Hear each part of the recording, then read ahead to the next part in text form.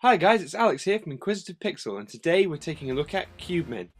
Now Cubemen is a tower defense game that mixes with some real-time strategy elements.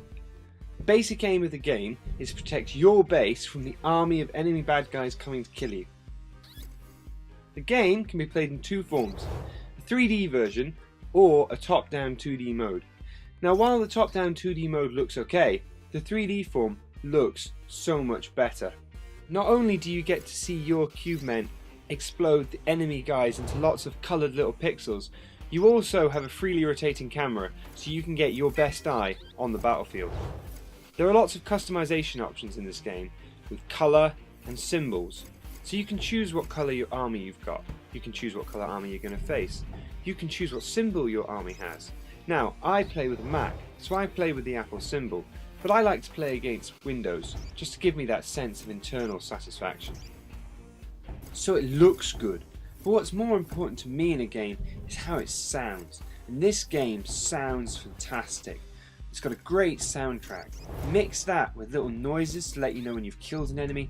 The sounds of your guns exploding and rockets firing makes for a really complete and dynamic game.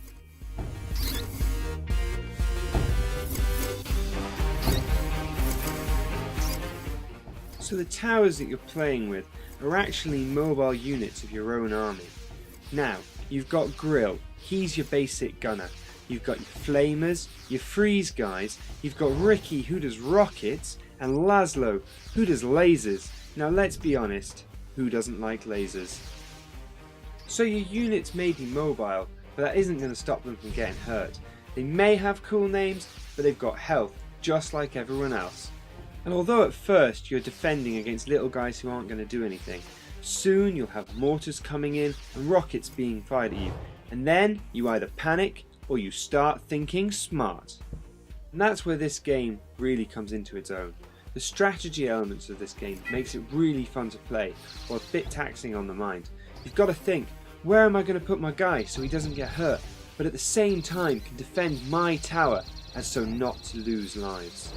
And lives are a valuable commodity in this game, because throughout the levels you're going to lose lives, but also the number of lives that you're allowed to lose will decrease, and that builds on the strategy elements that you're going to need to come up with in order to win. So is it replayable? My answer, yes. There are 32 levels, ranging from easy up to insane. Within those 32 levels you can play 6 different game types. You've got just rockets, you've got limited units, all the way up to endless mode where you've just got to stay alive for as long as you can. And that's just the single player. The multiplayer for this game is really neat. You're attacking an enemy's base, and enemy's little guys are attacking your base. You're both using your towers to prevent the other one from doing so. This can be done online with a friend, offline with bots, 2-player, 3-player, all the way up to 6-player mayhem. And let me tell you, that gets crazy. Now, as much as I love this game, we do have to talk about the negatives. Unfortunately, the difficulty curve for this game is quite steep. You start off the first 2 levels thinking, okay, I can get the hang of this, and then bang, all of a sudden things are exploding and you're gonna die. Okay, so it's a bit difficult to get the hang of, but once you do get the hang of, there's a lot of game in this game. It runs really nicely. It's easy to play. It looks good. It sounds good. There are lots of different modes and versions that you can play, whether you just want to have a quick 5-minute tower defense, or whether you want an endless, mind-blowing game of strategy against a friend. My final rating? 9 out of 10 pixels.